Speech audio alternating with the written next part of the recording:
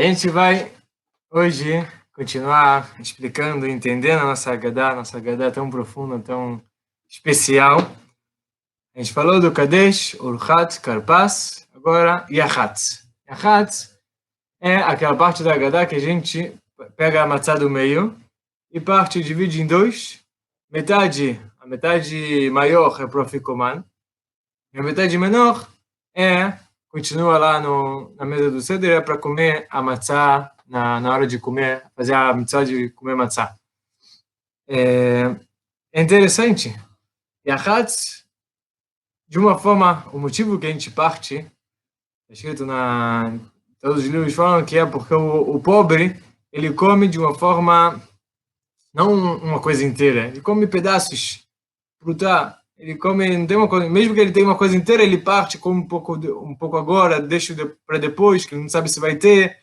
Quer dizer, partir, o Yachat significa lembrar o pão do pobre, quer dizer, a comida necessária, digamos assim. Agora, o que eu posso comer agora, o que eu preciso comer agora, e se eu não preciso agora, eu deixo para depois.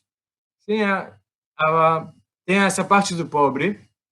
A segunda parte do Afikoman, Afikoman está escrito que a gente come Afikoman que nem uma sobremesa. Tem que comer a la sova, tem que comer já de barriga cheia, e que nem uma sobremesa, que a pessoa já está cheia. Não é que ele está comendo porque ele está com fome ainda. Ele come para ficar com gostinho na boca. Simplesmente quer ficar com gostinho da maçã na boca. E assim Afikoman. A princípio Afikoman é exatamente o contrário. E os ricos comem sobremesa. Ricos estão cheios. E agora quer mais alguma coisa para comer sobremesa? E a pergunta é, por que no Yachatz a gente tem essas duas partes? A primeira explicação que a gente vai falar hoje é em relação a Avodat Hashem. O que a gente pode aprender disso para o nosso trabalho para Deus? A primeira parte, que é o Lechem Ani, a parte do pobre, a parte pequena, que nem a gente falou, o pobre ele come o que é necessário.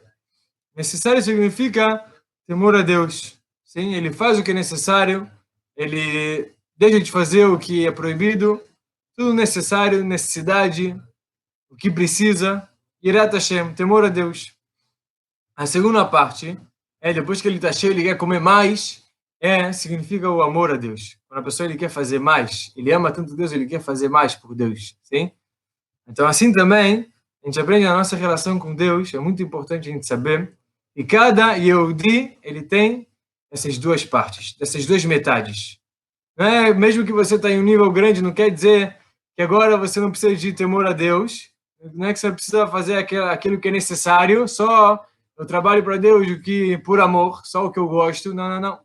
Cada um, ele tem os dois juntos. Que nem, por exemplo, esposa e marido.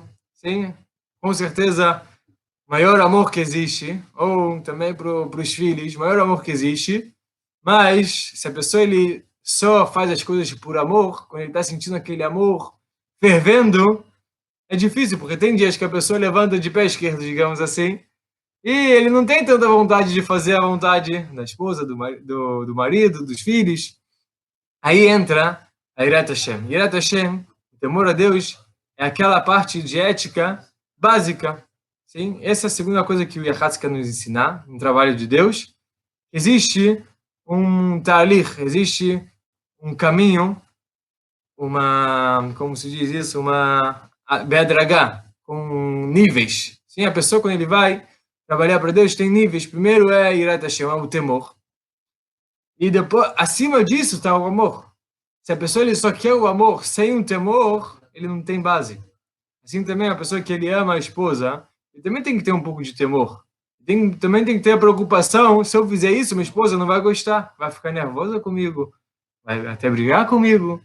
Sim? Ou seja, essas são as duas partes, o anil, o echrech, a necessidade e também o afikoman, eles estão juntos, são duas metades, porque assim a gente aprende a nossa Avodat Hashem.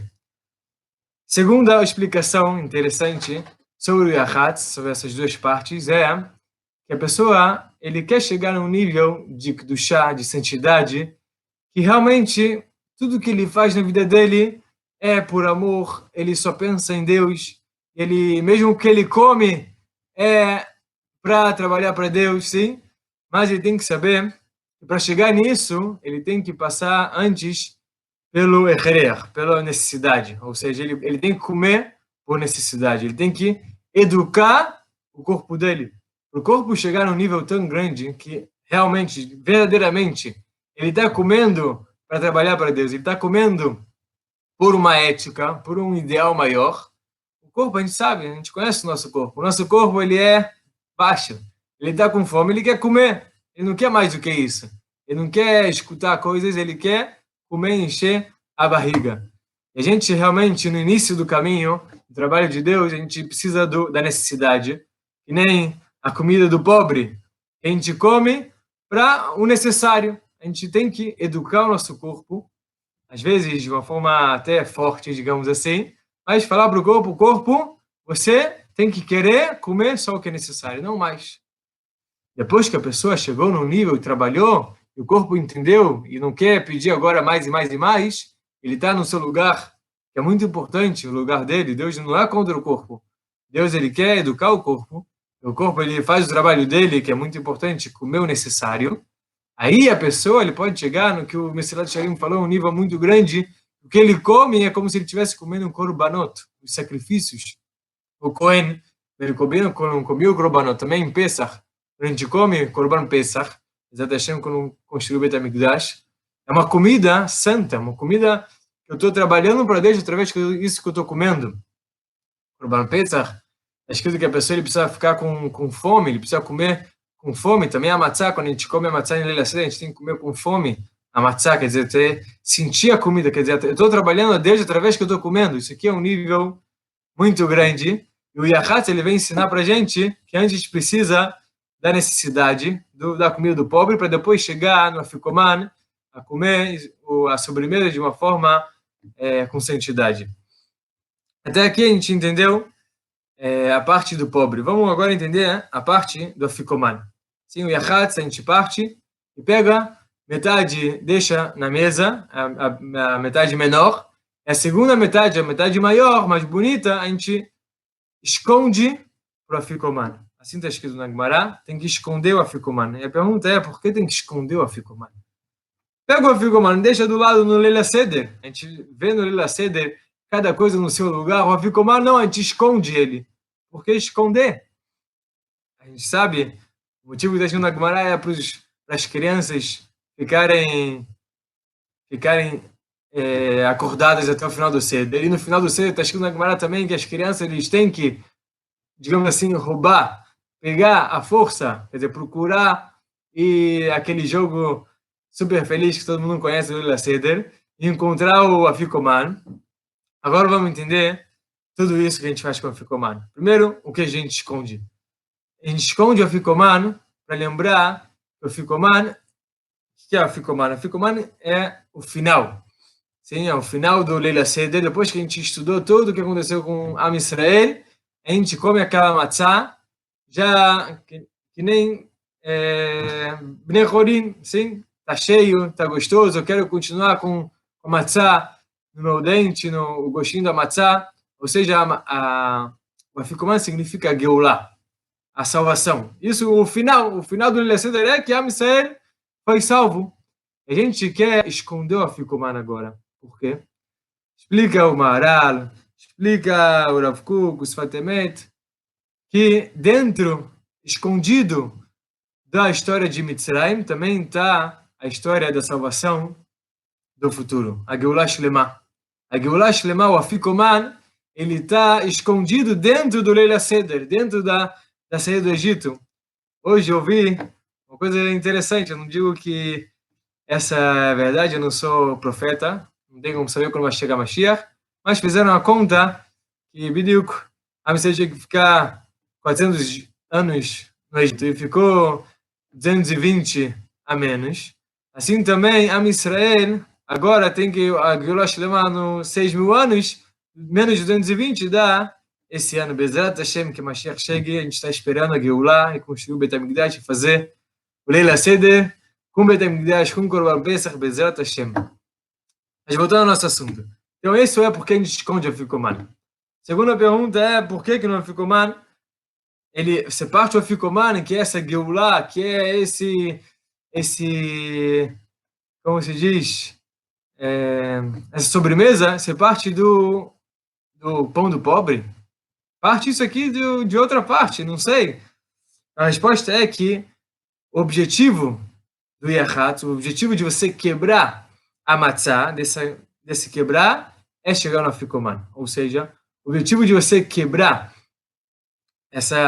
quebrar significa algo difícil, a pobreza, a avdut, que a gente teve no Egito, o objetivo disso é chegar no final da Geulah. Ou seja, dentro do difícil, dentro da avdut, a gente já sabe que vai chegar a Geulah. Todo mashber são as mesmas otiot, mesmas letras de mevaser. Mevaser significa que vai avisar que está chegando. Sim? Dentro do mashber, dentro do que está quebrando, eu já sei, isso aqui já mostra que vai ter alguma coisa muito grande.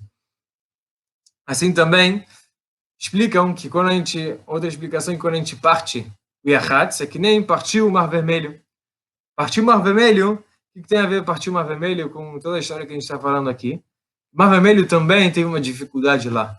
Mar Vermelho, a gente chegou, os mitzim estavam correndo atrás da gente, querendo matar a gente. E a gente chegou, mar, não tem para onde ir, tá mar fechado. E a Missel estava numa dificuldade muito grande. E nessa dificuldade, a Missel fez tefilá, Moshe Rabbeinu falou com Deus e abriu o mar. Ou seja, dentro quando quebra, já tem a Geulah. E a nossa última pergunta sobre o Yahatz é por que tem esse assunto das crianças buscarem, roubarem, assim está escrito na Gemara, roubarem, não roubar de roubar, rotfim. Rotfim é agarrar, assim, querer pegar com força. Pego isso. As crianças têm, talvez seja uma coisa feia falar isso, que as crianças vão ter que brigar e pegar a força e buscar. A explicação a gente falou, o Fikoman, ele tem a ver com a Geulah, tem a ver com a salvação. E a salvação, as crianças, os jovens também vão ser parte da salvação. Eles não são só os tzadikim, os adultos que vão fazer a salvação, também são as crianças. Como? A explicação prática, porque as crianças, eles vão roubar isso aqui, para quando chegar no Leila Seder, no final do Leila Seder, está todo mundo cansado lá, e a criança fala, não acabou o Leila Seder, tem o Afikoman, eu quero pegar o Afikoman.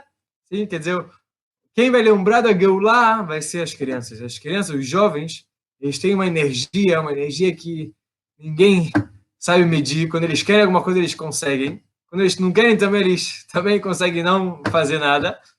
Mas os jovens, escrito nos psukim da Geulah, que Veshiv, Lev Banim Alavotam, que as crianças, os jovens, os filhos vão voltar o coração dos pais. E assim vai ser na Geulah. Os jovens, com essa toda a energia deles, eles vão ser parte da Geulah.